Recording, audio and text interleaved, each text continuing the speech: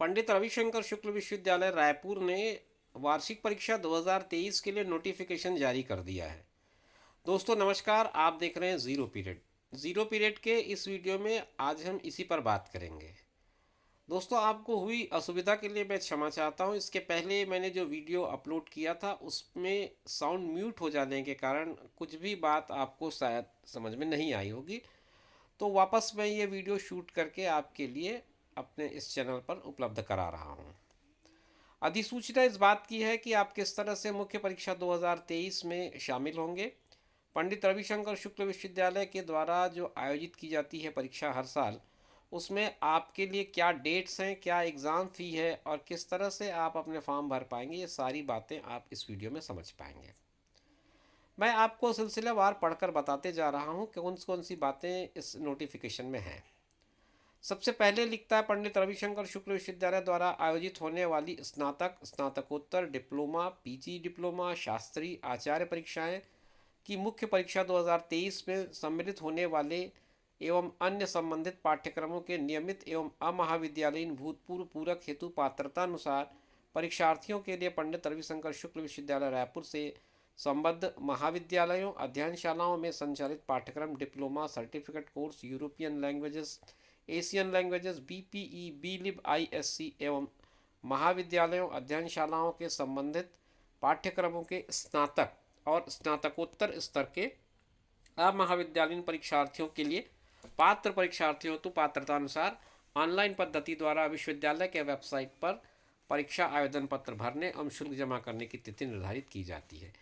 ये एक official language में आपको मैंने पढ़ के बताया। मोटी मोटी बात यह है कि रविशंकर विश्वविद्यालय में अगर आप परीक्षा का फॉर्म भरना चाहते हैं, चाहे वो बीए के लिए हो, एमए के लिए हो, बीएससी के लिए हो, किसी भी तरह के ग्रेजुएशन या पोस्ट ग्रेजुएशन की फॉर्म भरना चाहते हो, तो उसके लिए विंडोज़ आउट होने वाले हैं।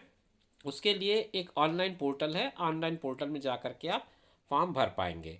इसमें वो सारी परीक्षाओं के लिए फॉर्म भरेंगे जा सकेंगे जो किसी भी तरह के ग्रेजुएशन या पोस्ट ग्रेजुएशन से संबंधित है, जिनमें डिप्लोमा भी शामिल है, सर्टिफिकेट कोर्स भी शामिल है और उसके अलावा यूरोपियन लैंग्वेजेस के कोर्स हैं, बीली बीएससी के कोर्स हैं और सारे कोर्स के लिए जो आप अपीयर होना चाहते हैं तो उसका शुल्क और जो तिथि है वो सारी चीज़ें इसमें बता दी गई हैं। आपको एक छोटा सा टेबल दिख रहा होगा स्क्रीन पर, अगर आपने स्क्रीन पॉज कर लिया होगा तो इसमें ये बताया गया है कि निर्धारित शुल्क के साथ आपको जो फीस जमा करनी है, मतलब अपना आवेदन पत्र जमा करना है, उसके लिए तिथि जो बताई गई है वो 1/12/2022 से 24/12/2022 है। मतलब 1 दिसंबर से इसका विंडो ओपन होगा और 24 दिसंबर को ये विंडो क्लोज हो जाएगा। मगर ये विंडो खुला रहेगा आगे 25 से 31 दिसंबर तक के लिए उन लोगों के लिए जो इसके साथ 100 रुपये का विलम्ब शुल्क भी जमा करेंगे। तो कुल मिलाकर के दिसंबर का महीना पूरी तरह से फॉर्म भरने का महीना रहेगा। 1 दिसंबर से शुरू होकर के 31 दिसंबर तक ये पूरी प्रक्रिया की जा सकती है। लेकिन ध्यान इस बात का रखें कि अगर आप 24 तारीख के बाद फॉर्म भरते हैं तो आपको 100 रुपये अतिरिक्त विलम्ब शुल्क लगेगा। ये तो मूल बात हो गई।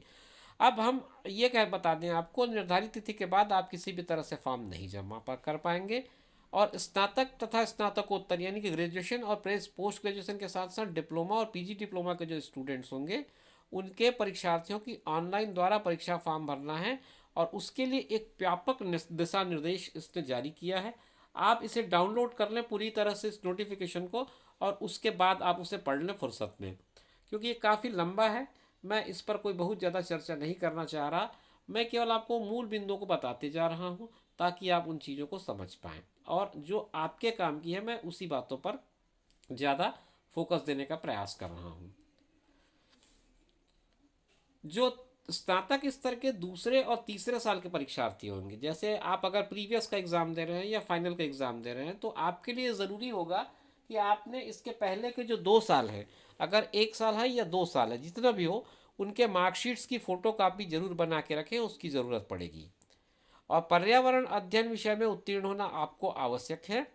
अनिवार्य विषयों प्रश्न पत्रों के साथ यदि परीक्षार्थी पर्यावरण अध्ययन में अनुत्तीर्ण है तो फिर उसको उसका भी फीस भरना होगा और उसे इस परीक्षा में बैठना ज़रूरी होगा।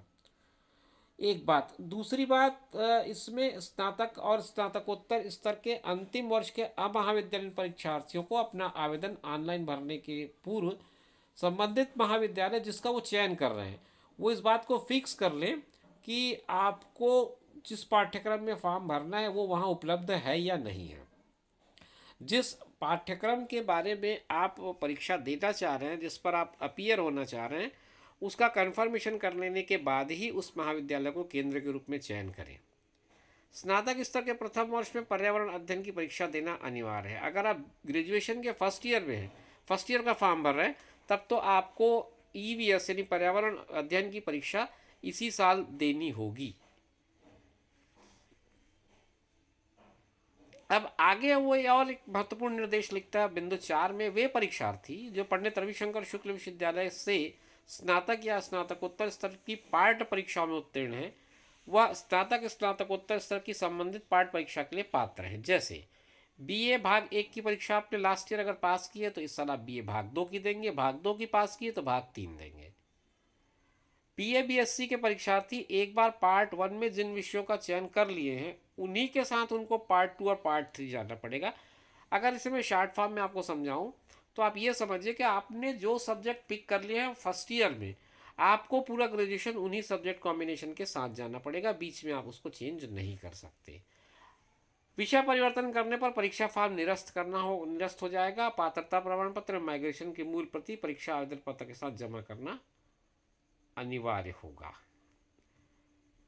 तो अब हम आगे आते हैं कि आपको कुछ और निर्देश जो इस नोटिफिकेशन के माध्यम से मिल रहे हैं उनको समझ लें। ये 4.7 क्लास 4.7 बहुत इंपॉर्टेंट होगा आपके लिए। किसी भी परीक्षार्थी को एक सत्र में विश्वविद्यालय की ओर से एक से अधिक उपाधि या डिप्लोमा परीक्षाओं में सम्मिलित होने की पात्रता नहीं होगी, केवल भाषा में डिप्लोमा एवं डीसीए 1 ईयर पार्ट टाइम पाठ्यक्रम को छोड़कर। ये एक महत्वपूर्ण बात थी। अब एक बात इसमें और मेरे ख्याल से रह गई है, वो है फीस वाली। मैं वो भी आपके साथ शेयर कर दूं। देख लेते हैं इसमें, इस नोटिफिकेशन में माध्यम की बात कर लें। परीक्षार्थी का माध्यम हिंदी या अंग्रेज़ी होगा तो आप उसके हिसाब से अपने मीडियम का सिलेक्शन कर लें। लेकिन संस्कृत वाले इस बात का ध्यान रखें कि संस्कृत भाषा के परीक्षार्थियों का माध्यम केवल संस्कृत होगा और उन्हें सारे उत्तर संस्कृत में ही लिखने होंगे। अब शुल्क की जो बात है उसके लिए मैं आपको एक चार्ट दिखा देता हूँ। ये चार्ट है परीक्षा शुल्क का, जिसमें BA BSc BA MA MSc European language सारे सर्टिफिकेट कोर्स सबके फीस बता दिए गए हैं कितने कितने लगने हैं। आप इसको डिटेल में समझना चाहें तो आप थोड़ी देर के लिए इसके पॉज कर लें वीडियो को और देख लें आपको कितना शुल्क लगना है। डेट मैंने बता ही दिया, फीस मैंने बता दी, और प्रोसीजर के लिए आपको ऑनलाइन जाना होगा। ये सारी मूल बातें मैंने बता दी हैं और उम्मीद करता हूँ कि इसके बाद ये सारी बातें स्पष्ट हो गई होंगी कि आपको किस तरह से फॉर्म भरना है। तो इसी तरह की इन्फॉर्मेटिव वीडियोस के लिए आप हमारे चैनल पर बने रहिए। इसी तरह हम आपके साथ नई नई जानकारियों को साझा करते रहेंगे। अगली वीडियो में आपसे फिर मुलाकात का वादा लेकर अभी मुझे आपसे इजाज़त लेना है। तो कृपया मुझे इजाज़त दीजिए। आप अपना ख्याल रखें, साथ में उनका ख्याल रखें जो आपका ख्याल रखते हैं। धन्यवाद।